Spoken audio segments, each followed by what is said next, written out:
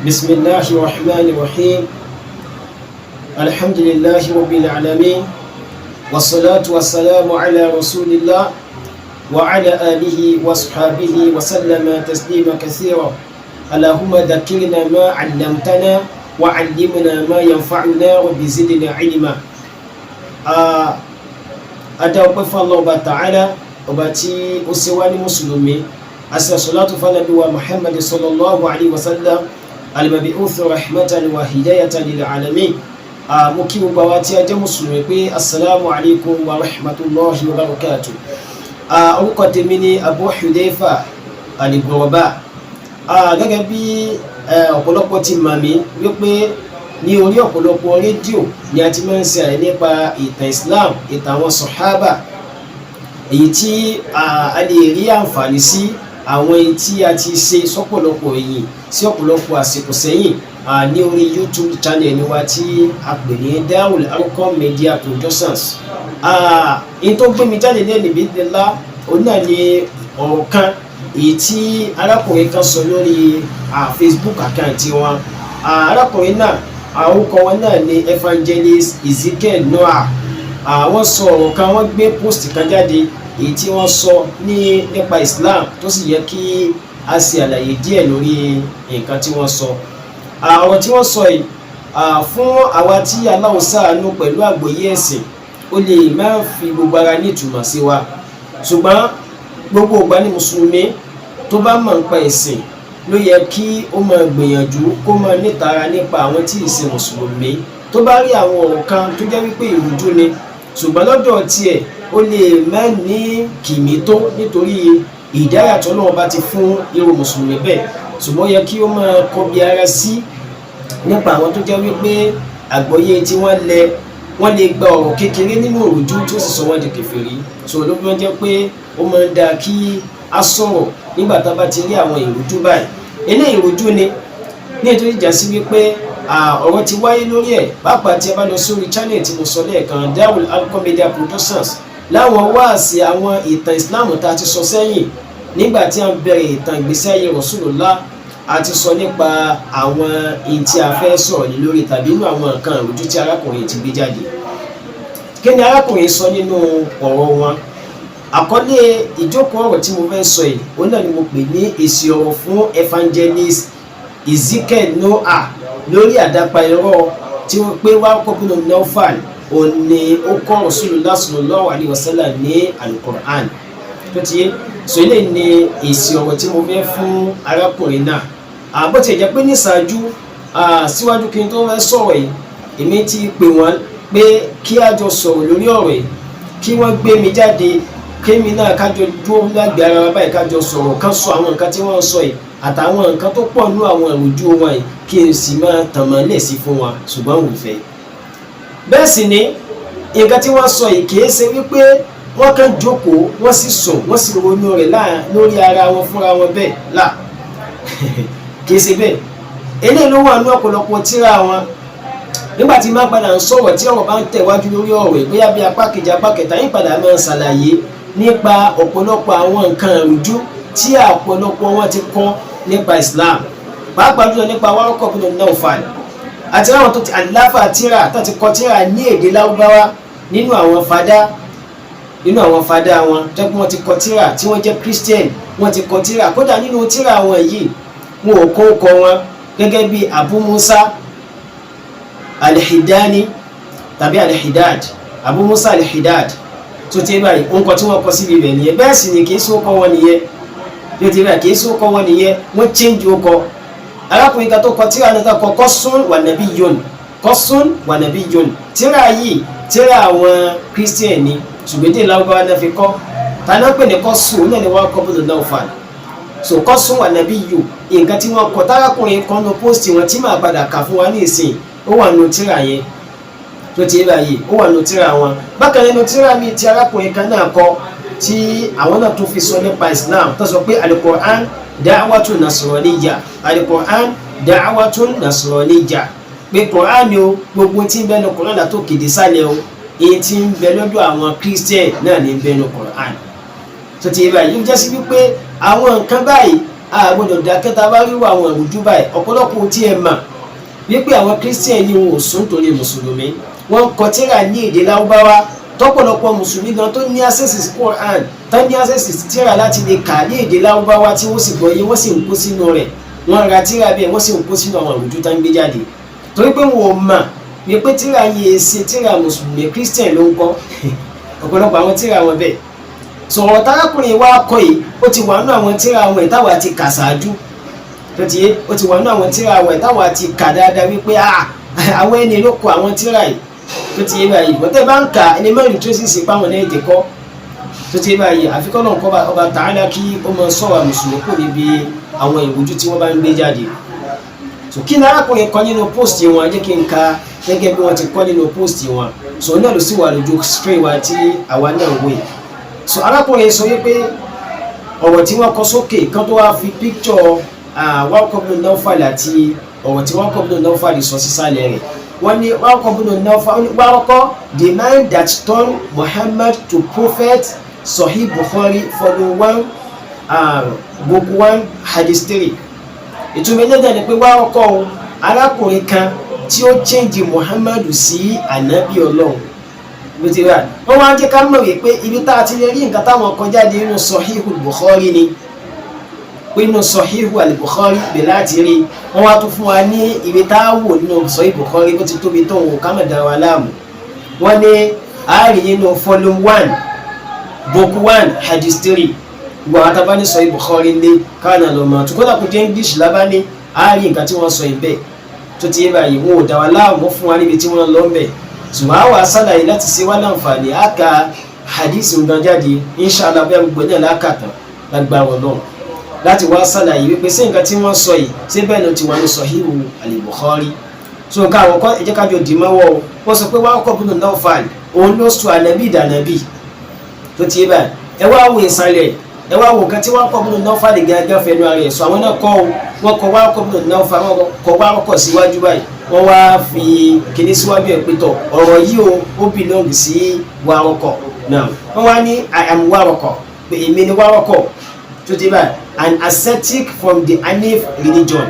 tí mo jẹ́ olùtẹ̀lé olùdíní mọ́ ẹ̀sìn Hanif yẹn ni Hanifiya tó jẹ́ ẹ̀sìn Ànábì wa Ibrahim alayhi salam tí Allah Ta'ala pa wa mùsùlùmí láṣẹ ká máa tẹ̀lé ìlànà Ànábì Ibrahim alayhi salam tó ti báyìí everything Qutham said was not from angel Jibril but from me. wọ́n ní gbogbo nǹkan tí Qutham sọ ta ni wọ́n ń pè ní Qutham àwọn ò mọ̀ tó ti báyìí àwọn ò mọ̀ àwọn náà wọ́n ṣàlàyé ẹ̀ fún wa ta ni wọ́n ń pè ní Qutham ta ni wọ́n gbàlérò pẹ̀lú Qutham àwọn ò mọ̀ tó ti báyìí àní sàbòsí kò sínú àwọn sàhábà tí ń jẹ́ Qutham tó ti kò sì sí nínú orúkọ àwọn ànábì Ọlọ́run bá pé Qutham ni so wọ́n ní pé gbogbo nǹkan tí Qutham sọ o pátápátá o tó ti báyìí kìí sí látọ̀dọ̀ angel Jibril tó ti báyìí kìí sí àti ọ̀dọ̀ angel Jibril ló ti wá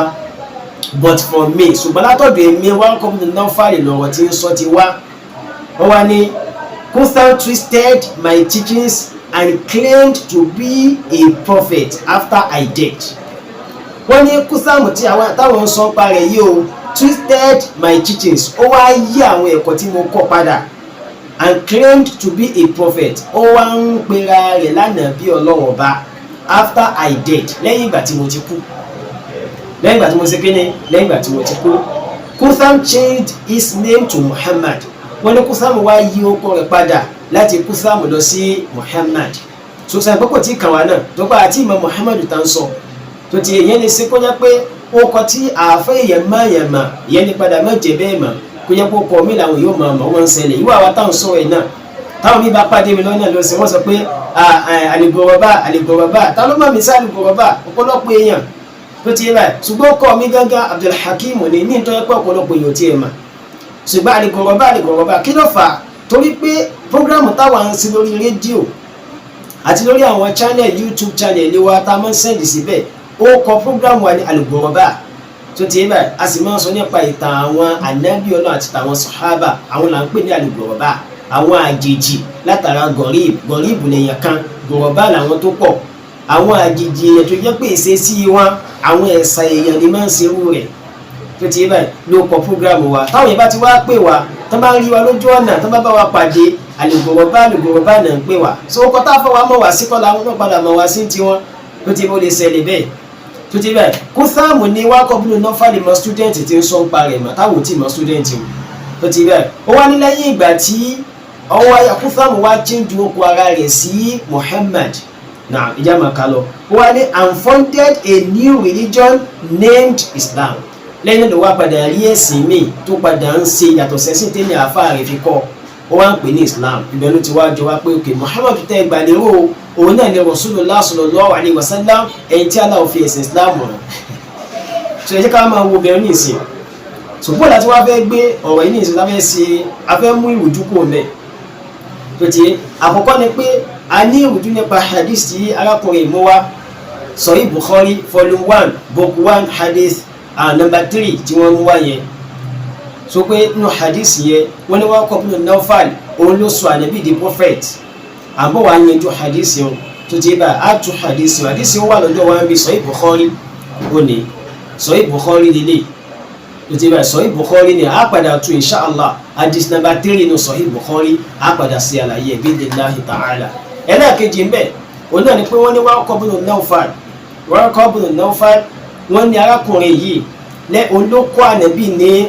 Al-Qur'an olókọ́ ànábì ní Islam ẹ̀sìn wọ́n gan ni Waroqah ibn Nawfal gan ṣe kó tó kú gan kí ló ti ń ṣe é bọ̀ síwájú kó tó kú eléyìí ló pamọ́ nínú Islam wa náà tó ti báyìí ẹjọ́ sórí YouTube channel mi ẹ lọ gbé ìtàn Islam láti bẹ̀rẹ̀ ẹ máa gbé bọ̀ tó ti báyìí mo ti ń sọ tẹ̀léra wọn bọ̀ mo sọ nípa Waroqah ibn Nawfal ṣùgbọ́n ìrújú táwọn ẹgbẹ́ wa yóò wá jẹ́ kẹ́ tó wá gbọ́ nǹkan míì nípa Waroqah ibn Nawfal ní ìta àsọtẹ́lẹ̀ tó yé yín èyí táwọn sọ ìtàn tẹsẹ̀ bọ̀ yìí yóò wá jẹ́ káwọn padà jẹ́ kí wọ́n mọ̀ wípé ẹni tí wọ́n ń pọ̀n yìí o ibi báyìí ní Islam sọ ń parí tó ti yé báyìí Islam kò sí ìrújú nínú Islam tó ti yé kò sí ìrújú nínú Islam so inshallah á yanjú àdíìsì òun fún wọn láàyè ọ̀tọ̀ àwọn wa fẹ́ yanjú pé ta náà ń pè ní Waroqah ibn Nawfal tó ti yé báyìí ó jẹ́ méjì báwọn ẹlẹ́ẹ̀kẹta fún èmi àtàwọn ọmọ ìyá mi tá a jẹ́ mùsùlùmí wọ́n fẹ́ pè wá sáwọn àkíyèsí kan tí ó máa kọ́ ọ̀rọ̀ mi bí a nù pàtó ọ̀rọ̀ yìí ni tàbí kí ìfẹ́ yẹ kí àwọn nǹkan tí mi bá fẹ́ sọ kó gùn jù sómi ìmọ̀ ṣọ́ọ̀tì ẹ̀ so that a lè jẹ́ pé bí a pàtó rè ni tọ́lọ́ bá sì ní òun fún ọ ní yọ̀ǹda ká sì lè ṣe inshallah. Naam Waroqah ibn Nawfal yìí ẹjẹ́ ọkọ lọ nípa wípé ṣé lóòótọ́ ni wípé Waroqah ibn Nawfal kọ́ Rasulullah sallallahu alaihi wasallam ó jẹ́ ànábì jẹ́ student fún ẹjẹ́ àpọ̀lọ̀ sí ọ̀nà pèsè lóòótọ́ ni Rasulullah sallallahu alaihi wasallam jẹ́ student fún Waroqah ibn Nawfal tó ti yé àwọn kan ní wípé táwa fẹ́ mele ẹ jẹ́ ká lọ ní ìlànà kan ìlànà wo ẹ jẹ́ ká lọ wo ọdún wo ni Waroqah ibn Nawfal dáyé ọdún wo ló fayé lẹ̀ ọdún wo ni Rasulullah sallallahu alaihi wasallam fún dáyé ọdún wo l'Ànábì fayé lẹ̀ káwá wo alákọ̀ tí ń bẹ láàrin ìlú sẹ̀mí papọ̀ wọn àti bẹ̀ mọ́ tó ti yé báyìí ibẹ̀ láti kọ́kọ́ mọ̀ torí tá bá ní káṣẹ̀ máa sọ pé Islam sọ báyìí kíní kan sọ báyìí wọ́n lè mọ́ gbà ṣùgbọ́n tá bá kọ́ mú ìtàn wa wípé ọdún báyìí ni wọ́n bí Waroqah ibn Nawfal ní tí ò pamọ́ lọ́dọ̀ tiwọn náà pé ọdún tí wọ́n bí Waroqah ibn Nawfal àti èjì tí ń bẹ nígbà t'Ànábì dáyé ó wà lọ́dọ̀ tiwọn náà torí pé àwọn tí mo dákọ lẹ́ẹ̀kan yẹn nínú àwọn Christian àwọn fada tí wọ́n kọ tírà Al-Qur'an da'watu nasraniyya pé Qur'an ni ó ẹ̀sìn àwọn nasọ́rọ̀ ni pípé rẹ̀ pípé nasọ́rọ̀ ni àti kọ̀síyún wà nàbí yù tó ti bá so kọ́sùn wà nàbí yù yẹn kọ́sù Mẹ́kà ní wọ́n pe Waroqah ibn Nawfal lọ́dọ̀ wọn kọ́sù Mẹ́kà tó ti bá yìí so ẹni wá kọ́ tí a pé kọ́sùn wà nàbí yù Waroqah ibn Nawfal àtànàbí ó wà nù tíra yẹn náà èjì tí wọ́n bí Waroqah ibn Nawfal àti èjì tó fayé lẹ̀ so káwá wa máa rán wọn padà sínú tíra wọn kán padà lọ́mọ wí pé èjì tá a dákọ̀ yìí àti èjì táwọn náà dákọ̀ báwo ló ti rí tó bá wá rí bẹ́ẹ̀ tó bá wá ń ṣe ìsìnkú táwa fẹ́ ṣe yìí yóò wá jẹ́ kó rọrùn fún láti lè mọ̀ wípé ọdún mélòó l'Ànábì lò pẹ̀lú Waroqah ibn Nawfal ọdún mélòó l'Ànábì lò pẹ̀lú Waroqah ibn Nawfal tó bá wá rí pé ọdún yẹn pọ̀ tó k'Ànábì jẹ́ student fún alhamdulillah tó wá rí wípé àkódà kò tó àlàfo oṣù kan kò tó àlàfo oṣù mẹ́ta kò tó àlàfo ọdún kan gan tí Waroqah ibn Nawfal fi kún bàtà Ànábì bẹ̀rẹ̀ dáwà àtẹ̀kí lọ́wọ́ kù tẹ̀ ń sọ ló ti yé nìsín so Waroqah ibn Nawfal so wọ́n bí Waroqah ibn Nawfal tó ti rẹ̀ wọ́n bí ní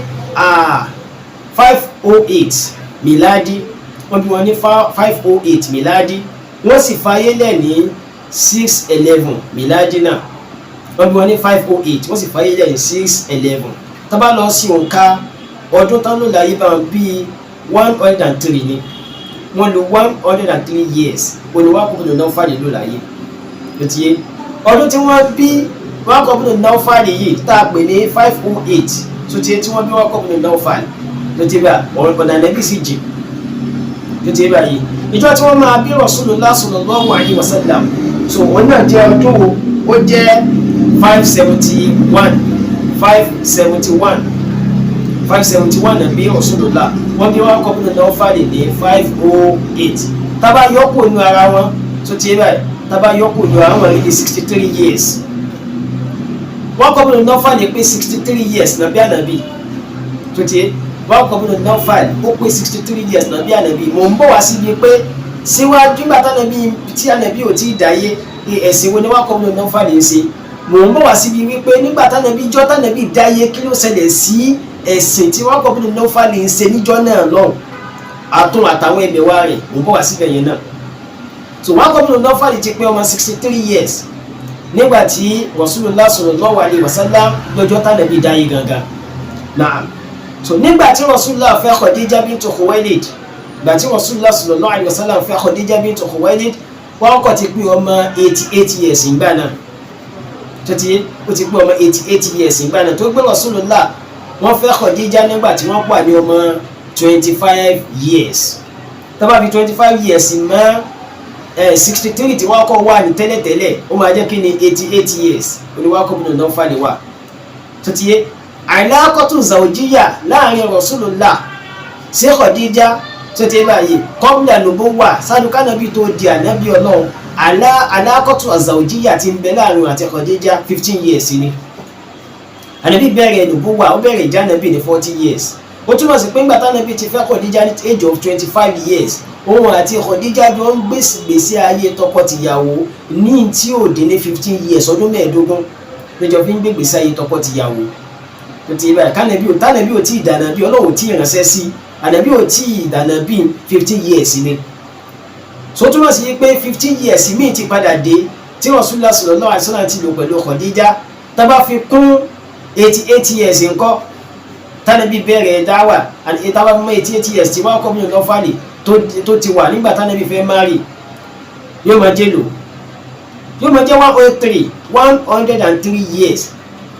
So ti báyìí 103 years. Níjọ́ t'Ànábì bẹ̀rẹ̀ dáwà tó bẹ̀rẹ̀ wípé òun rí Jibril nínú gọ́ọ̀rù Hira, Waroqah ibn Nawfal ti pé 103. Tẹ́bá sì gbàgbé pé nígbà tá a sọ wípé wọ́n bí ní 508, ó sì kú ní 611. That's 103 years ló láyé. Tó ti yé nìsín. Èyí náà wá sí mo ti ń ṣí bọ̀ yẹn. Ẹ padà wípé nígbà t'Ànábì pé tí Ànábì délé ayé, Waroqah ibn Nawfal lè ṣe pé ó pé ọmọ 63 years. Nígbà t'Ànábì fẹ́ Khadija tó jẹ́ ọmọ ẹ̀gbọ́n bàbá Waroqah, tó ti báyìí. So Rasulullah sàṣàn pé ọmọ 25 years kò tó fẹ́ Khadija. Tá bá fi 25 years yẹn mọ́ 63 years sí Waroqah ibn Nawfal, ó jẹ́ 88 years. Ó ti báyìí 88 years. Nígbà t'Ànábì padà lò 15 years tó àti Khadija fi fẹ́ra wọn, gbà tó pé 40 years ló bẹ̀rẹ̀ nubuwwa. Tá bá 15 years yẹn mọ́ 88 years yóò jẹ́ 103. Ó túmọ̀ sí pé nígbà t'Ànábì bẹ̀rẹ̀ tó kọ́ rí Jibril báyìí tí Khadija tó wá mú Rasulullah lọ sí ọ̀dọ̀ Waroqah ibn Nawfal yé pé ọkọ mi yìí ó rí nǹkan báyìí o, kí ni Waroqah fẹ́ sọ ń pa rẹ̀. Waroqah gan ti pé 103 years. Ó túmọ̀ sí wípé kò pé ọdún kan mọ́ tí Waroqah rí Rasulullah tó confirm ẹ̀, tó affirm ẹ̀ p'Ànábì Ọlọ́run bá ní. Waroqah lo ọdún kan sí ló ń ka ọdún tó pé kó tó fayé lẹ̀, kò pẹ́ sígbà yẹn. Kódà nínú hadith tí arákùnrin kóòtù lókè yẹn, Sahih Bukhari volume 1 book 1 hadith 3, a rí ń bẹ́ kàdàgbà wípé Waroqah ibn Nawfal ò pẹ́ sásìkò tí ó kọ̀nfàmù Rasulullah p'Ànábì Ọlọ́run bá ní, kò pẹ́ sásìkò tó fi fayé lẹ̀. Ok, tó pa bá wá mọ̀ nípa àsìkò yẹn wípé kò sí àsìkò tó gùn sí àsìkò tí Waroqah ibn Nawfal tó àfàmù Rasulullah p'Ànábì Ọlọ́run bá ní. Níbo ló ti wá kọ́ ní kí níbo ni Waroqah ibn Nawfal níbo ló ti kí Rasulullah sallallahu alaihi wasallam, níbo ló ti kọ́ ní kéwú, níbo ló ti jẹ́ àfáàfá nàbí tó ti yé. Kò sí bí tán fẹ́ sá sí ń bẹ̀ yẹn. Náà tábà bá ní kíbẹ̀ yanjú wípé àsìkò tí ń bẹ láàrin Rasulullah sallallahu alaihi wasallam nígbà tá nàbí dá nàbí tán sí àsìkò tí Waroqah ibn Nawfal fàyè lè àsìkò tí ò gùn rárá ni, tí bẹ́ẹ̀ bá ti yanjú. Ẹ jẹ́ ká wá lọ wò pé Waroqah ibn Nawfal tí wọ́n sọ wípé ó kọ́ Rasulullah sallallahu alaihi wasallam, ó kọ́ ní kéwú. Gbogbo dáwà Rasulullah sallallahu alaihi wasallam dáwà Waroqah ibn Nawfal ni. Waroqah ibn Nawfal ló ní Qur'an. Gbàtà nàbí tí Waroqah wá fàyè lẹ́ta nàbí wá change tí ń bẹ nínú Qur'an, ọ̀rọ̀ Waroqah ibn Nawfal wá change ẹ̀, ó wá change ló fi wá kọ Qur'an jáde. Ibi tí wọ́n lọ ni wọ́n fẹ́ condemn Qur'an fáwọn mùsùlùmí. Àkú ni ẹ ṣe pè lágídí, ẹ fi ilẹ̀ fáwọn náà káà mọ̀ sí tiwa lọ. Tó ti bá yìí wọ́n wá ní gbogbo dáwà Qur'an o, tó ti bá náà ní tíra tá a fa yẹn náà kọ, tó ti bá ní Qur'an da'watun nasraniyya. Qur'an jẹ́ ìpèpè àwọn Nasara bí táwọn náà lọ nù, tíra àwọn tó kó sínú nù. Allahu akbar. Bí táwọn mùsùlùmí ti ń sùn tá a hanrun tá a ní ìnáyà tá a kíyèsí ẹ̀sìn wa, ẹ̀rù báwọn ti ń bá wa tọpasẹ̀ ẹ̀sìn tiwa. Allahu akbar. Ó ti bá yìí náà tí ìtàn bá gbé wá fún wa wípé ọjọ́ orí Waroqah ibn Nawfal sásìkò tá nàbí fàyè lẹ́kọ̀ọ́gùn. Ẹ jẹ́ ká wá lọ síbi wípé ta náà ń pè ní Waroqah ibn Nawfal. Ìgbà wo gan ló bẹ̀rẹ̀ Nasara gan, ìgbà wo gan ló bẹ̀rẹ̀ Yahudi gan, ìgbà wo gan ló pẹ̀rẹ̀ ní Christian gan. Tó ti bá ìtàn Islam ò gbàgbé rẹ̀. Tó ti bá yìí àwọn náà tọwọ́ bọ̀ ọ̀rọ̀ ìlú káwọn náà fẹ́ tọwọ́ bọ̀. Ìgbà tẹ́mi sọ pa àtàn Waroqah ibn Nawfal, mo sọ débi pé Waroqah ibn Nawfal Rasulullah sallallahu alaihi wasallam sọ pé ọmọ àlùjánnà ni. Bẹ́ẹ̀ ni tó bá nàbí sọ olóhùn rí ní àìhà tó jẹ́ wípé òun rí nígbà tí ó kú tán fi hàn òun rí pé ipò ọmọ àlùjánnà ló wà. Bẹ́ẹ̀ ni tó gbé mùsùlùmí lóun náà òun náà jẹ́rìí sànàbí gẹ́gẹ́ bí sọ wà ní Sahih Bukhari ní péjì bíi tí nọ́mbà hadith tí arákùnrin dárúkọ yẹn insha Allah ó wà nù bẹ́ẹ̀. Naam Waroqah ibn Nawfal àti mọ̀ nípa ọjọ́ orí rẹ̀, a sì ti mọ̀ wípé kò sí àsìkò tó gùn débi pé yóò tẹ̀ wá kọ́ ànábì ní kíni tí ó wà fún ànábì lẹ́kọ̀ọ́ ẹ̀sìn. Ṣùgbọ́n tó fẹ́ kọ́ ẹ̀ lẹ́kọ̀ọ́ ẹ̀sìn, ẹ jẹ́ ká lọ wo nǹkan tó náà sí kéde ọ̀rìn àjò tó náà rí inú sẹ̀mí ayé rẹ̀. Náà ibi tí mo ti fẹ́ ka ọ̀rẹ́ ẹ lọ wo Asiratu al-Halabiyya, tó ti bẹ Asiratu al-Halabiyya. So nínú tíra àwọn yẹn so wọ́n sọ wípé àwọn mẹ́rin kan bẹ gbogbo àwọn àfọ̀nìtàn ló dákọ̀ àwọn mẹ́rẹ̀ẹ̀rin. So tá bá lọ wo no al-Wahiqul Makhjur, bákan tá lọ wo no sira Ibn Hisham ó wà ńbẹ̀ náà. Ó ti bá bákan nínú sira àfáwà al-Mujaddid Sheikhul Islam Muhammad ibn Abdul Wahhab Mukhtasar sirati Rasulillah sallallahu alaihi wasallam, àwọn náà sọ ńbẹ̀ náà àwọn mẹ́rin kan bẹ tó ti bá nínú àwọn Lárúbáwá tó jẹ́ sí pé àwọn mẹ́rẹ̀ẹ̀rin yìí wọ́n pa òòṣà tì. Kì í ṣe pé wọ́n sí òòṣà tẹ́lẹ̀ ṣùgbọ́n wọ́n padà pa òòṣà tì. Ìgbà tán ní pé òòṣà yẹn ṣe kí ni òòṣà yẹn ṣe ń tó yẹ káwọn ọmọ ẹjọ́ sí fún. Ẹni àkọ́kọ́ bẹ́ẹ̀ òun náà ni Waroqah ibn Nawfal. Ẹni kejì bẹ́ẹ̀ òun náà ni Zayd ibn Amr ibn Nawfal. Ẹni kẹta Ubaydullah ibn Jahsh. Ẹni kẹrin náà ni Uthman ibn al-Huwayrith. Àwọn mẹ́rẹ̀ẹ̀rin kò padà bá wọn sí òòṣà. Kí ló sì fà á? Nígbà ọjọ́ tí wọ́n bí Rasulullah, àwọn Mẹ́kà wọ́n ní òòṣà kan tí wọ́n ń bọ tó jẹ́ pé wọ́n máa ń ṣe ọdún gẹ́gẹ́ bá sì mọ̀ pé òòṣà ní ìjọsìn tiwọn. Ó ti yé báyìí. Ìgbà tí wọ́n fẹ́ máa tán bọ òòṣà yẹn Waroqah ibn Nawfal náà ń bẹ lára wọn. Tó ti yé báyìí Ubaydullah ibn Jahsh náà ń bẹ láàrin wọn. Tó ti yé báyìí gbogbo àwọn tá a dá ọkọ̀ gbogbo báwọn tá a náà jọ ń ṣe Uthman ibn al-Huwayrith náà ń bẹ láàrin wọn. Wàtí wọ́n dé bí òòṣà yẹn wọ́n bá rí pé wọ́n ti gbé òòṣà yẹn kúrò láàyè yẹn, wọ́n ti ṣe jákujáku, wọ́n bá gbé òòṣà yẹn wọ́n tún ṣe dáadáa wọ́n lọ gbé padà sáàyè. Ó tún délẹ̀ kejì wọ́n tún rí pé wọ́n ti gbé òòṣà yẹn kúrò láàyè ibi tó yẹ kó wà. Ó tún délẹ̀ kẹta wọ́n tún bá bẹ́ẹ̀ náà. Báyìí ni wọ́n ti ń kíyèsí wípé àkíní yìí ṣe tó yẹ káwọn ọmọ jọ́sìn fún in tí ò lè gba ara rẹ̀ báwo ló ṣe fẹ́ sàn wọn láǹfààní. Ó ti rí báyìí dèédé àsìkò tí nǹkan yẹn ń ṣe ni wọ́n bí Rasulullah yóò ní pé Waroqah ibn Nawfal ti pé 63 years. Ìṣẹ̀lẹ̀ Waroqah ibn Nawfal láti ìgbà tán ti bí tí tó fi pé ọmọ 63 years òòṣà ní bọ́. Ó ti rí báyìí iṣẹ́ tó ń ṣe òòṣà ní. Ìgbà tí wọ́n wá bí ànábì ní ọdún yẹn oní Waroqah ibn Nawfal ọlọ́wọ́n fún ní hikma láti máa mọ̀ wípé in táwọn ìjọsìn fún ìrè sọlọ́run. Waroqah ibn Nawfal àti Zayd ibn Amr ibn Nawfal àwọn méjì wá jáde ńjọ́ kan wọ́n gbà pé in táwọn ìjọsìn fún ìrè sọlọ́run ọba wọ́n fẹ́ máa wá ọlọ́ọ̀ba tí ó láre ga jù lọ wọ́n bá fẹ́ máa wá kiri tó ti báyìí. Àwọn méjì wá jáde lẹ́yìn tí wọ́n ń gbìyànjú láti wá ta lọ́ọ̀ba tí ọlọ́ọ̀ba lọ jẹ́ kí n kà díẹ̀ fún wa nínú èyí tó wà lákọọ́lẹ̀ ká lè bá a mọ̀ pé kì í sí ọ̀rọ̀ báwọn ti máa ń hun ìtàn kọ́láwà ti máa ń hun ìtàn ní ìsìláàmù tiwa ló ti bá. kọ́wọ́jà Waroqah ibn Nawfal yatlubu dina as-sahha wọ́n ní Waroqah ibn Nawfal wá jáde nínú òlù ó wá bẹ̀rẹ̀ sí wá ẹ̀sìn tó lálàáfíà ba'da istamara fi ibadati al-asnam 63 sana wọ́n lẹ́yìn ìgbà tó ti ń jọ́sìn fún òòṣà fún ti di odidi 63 years ló ti fi ń jọ́sìn fún òòṣà ó sì wà jáde wá mọ̀ pẹ́ sí tó ń sin yẹn sẹ́sìn orin tọ́lọ́ bá yọnu sí ó wá bẹ̀rẹ̀ sí wọ́n náà bá kiri tó ti báyìí ẹ̀sìn wo wá ni Waroqah ibn Nawfal sí kí ni ló wá sí nínú tíra tán pè ní al-Isti'ab nígbà tí afáyẹn sọ nípa ìtàn Zayd ibn Amr ibn Nawfal afáyẹn wá sọ níbi ìbẹ̀rù pé ó ní kharaja fil jahiliyya yatlubu dina huwa Waroqah ibn Nawfal wọ́n ní Zayd ibn Amr ibn Nawfal wọ́n ló wá jáde ohun àti Waroqah ibn Nawfal láti máa wá ẹ̀sìn tí wọ́n sìn tó yàtọ̀ sí ẹ̀sìn òòṣà ṣíṣe wọ́n ní wọ́n bẹ̀rẹ̀ sí wá kiri falakiya al-yahudi wọ́n ní wọ́n bá yahudi kan pàdé àwọn méjèèjì wọ́n bá yahudi kan pàdé tó ti bá fa aradat alayhima yahudi wọ́n lárakùnrin wá sí kíni ó wá fi ẹ̀sìn rẹ̀ ó fi lọ àwọn méjèèjì ó fi ẹ̀sìn rẹ̀ lọ ẹ̀sìn tí ń ṣe wọ́n fi lọ àwọn méjèèjì yẹn tó dé báyìí fatahawwada Waroqah so wọ́n ní bí Waroqah ibn Nawfal ó bá tahawwada ó gba ẹ̀sìn yahudi ó sì kíni ó sọ́jẹ́sìn lójú ẹsẹ̀ tí arákùnrin fi yahudi lọ wọ́n lójú ẹsẹ̀ ni Waroqah ibn Nawfal gba ẹ̀sìn yahudi so bákan náà ó ní thumma laqiya an-nasara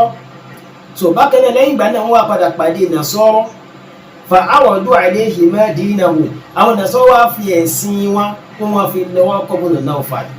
gbogbo Waroqah ibn Nawfal lọ síbi ẹ̀sìn wọn pẹ́tọ̀ ẹ̀sìn tí wà ní o kó náà wà máa ṣe tó ti bá àti Zayd ibn Amr ibn Nawfal wọ́n fi ẹ̀sìn lọ àwọn méjèèjì tó ti bá fataraka Waroqah ibn Nawfal yahudiyya bí Waroqah ibn Nawfal ṣe fi yahudi sílẹ̀ nìyẹn yahudi títí ń ṣe tó pàdé arákùnrin kan tí ń ṣe é bọ̀ tó ti báyìí tó wá pè àwọn méjì sí Zayd ibn Amr ibn Nawfal ló gbà ṣùgbọ́n Waroqah ibn Nawfal gbà lọ́wọ́ rẹ̀ gbà tó wá gba ẹ̀sìn yẹn lọ́wọ́ rẹ̀ wọ́n wá tó padà pàdé àwọn Nasara kan wọ́n yẹ tó wá fi ẹ̀sìn tí wọ́n lọ wá Waroqah ibn Nawfal bá fi ẹ̀sìn yahudi yà sílẹ̀ ó fi ẹ̀sìn yahudi lọ bá gba ẹ̀sìn kíni ó bá gba ẹ̀sìn Nasara ní ọwọ́ wọn tó ti báyìí fatanassara wa aba Zayd ibn Amr wọ́n ní an ya'tiya shay'an min dhalika bí Waroqah ibn Nawfal fi yahudi lẹ̀ ló bá tó gba ẹ̀sìn Nasara ṣùgbọ́n Zayd ibn Amr ibn Nawfal tiẹ̀ òun ò gbà kankan ló léjèèjì kí wàá lọ sọ kí lè tí wọ́n fi gbà kí sí ilẹ̀ tí wọ́n fi gbà ju wípé ihun tó sọ yẹ kí n kàjáde káyìíká lọ ó wá sọ wípé ó ní ma ada illa kadini kọ̀mínà ó ní kí ni ẹ̀sìn tí yahudi ń ṣe àti tí náà sọ̀rọ̀ ń ṣe kò sí yàtọ̀ láàrin ẹ̀sìn wọn àti ẹ̀sìn àwọn ìjọ wa títí báyìí so ó ní nushriku wa yushrikun àwọn ń ṣe bọ àwọn náà ń ṣe bọ àwọn ń ṣe ẹbọ títí àwọn náà ń ṣe bọ so kí ni yàtọ̀ sí ilẹ̀ láàrin yahudi àti nasara àtẹ̀sìn táwọn ìjọ tá a fi ilẹ̀ náà ń ṣe so báyìí ni Zayd ibn Amr ibn Nawfal bí ó ti gba ẹ̀sìn yahudi àti nasara náà ṣùgbọ́n Waroqah ibn Nawfal ọkọ̀ gba yahudi ń bò fi yahudi tó gba nasara so ẹni tí ò ní tí ẹsẹ̀ rẹ̀ ò mọ́lẹ̀ tí ó pàdé ẹnìkan tó fẹ́ sìn lọ tó sáré gbà tó pàdé ẹni tó fẹ́ sìn lọ tó sáré gbà kódà tó bá jẹ́ wípé ó bá pàdé hindiyu ni tí ó náà tó fi èdè ẹ̀sìn hindu lọ yóò gbà torí pé kò ní ìlànà kò ní òṣùlùmù kankan ẹni tó jọ lọ òun kò pé ẹ̀sìn táwọn ẹni ìgbéda nìkan tó ní káwọn gbà àti táwọn fi ilẹ̀ kankan náà ni sòsèwọ́ ẹni yóò wà kọ́ Rasulullah lódìdí Qur'an alákọ̀ọ́lé tó yẹ pé ìbàjẹ́ kò fọwọ́ kàn kò sí ní fọwọ́ kàn tó fi dọ̀la lè kí ọmọ ó dá mi lójú pé ìmọ̀ ẹ̀tẹ́ sọ ó ti rà yìí ó dá mi lójú ẹsẹ̀ má ṣùgbọ́n torí pé àbòsí tẹ́ fẹ́ ṣe àti ojú tẹ́ fẹ́ fi báwọn èèyàn lò ló yẹ kẹ́ máa ṣe bẹ́ẹ̀ ó ti rà yìí so kò sí ọ̀nà ilẹ̀ wallahi kò sí ọ̀nà bẹ́ẹ̀ ètò ìlà ilé ní díẹ̀ nípa Waroqah ibn Nawfal méjèèjì yà sí wípé táàkùnrin bá padà wá tó bá wò pé wọ́n fẹ́ jáde láti sọ̀rọ̀ Waroqah ibn Nawfal àtàwọn aṣọ ẹ̀gẹ́ wà sọ tó pọ̀ dáadáa tí ẹ̀ láǹfààní gan láti mọ̀ ń parí wà sọ fún yín dáadáa nínú tíra yín ní sí máa kà tó ti báyìí tíra tí Al-Hidad tó kọ tó ti báyìí tó change okọ̀ ara rẹ̀ kúrò lóko yẹn tí okọ̀ tó pè rẹ̀ ní Abu Yusuf tó ti báyìí tó pè rẹ̀ ní Abu Yusuf sínú tíra yẹn tó ti báyìí so yà padà máa sọ tó ti báyìí yà padà máa sọ àwọn nǹkan tí ó jẹ́ pé Waroqah ibn Nawfal lè kó sínú àwọn nǹkan tó ṣẹlẹ̀ tó ti báyìí àbí Allah Ta'ala kí ó fi wá sí kòǹgẹ́ dáadáa insha Allah má padà kà nípa hadithi èyí tí ó jẹ́ hadithi tí arákùnrin sọ nínú tíra wọn nínú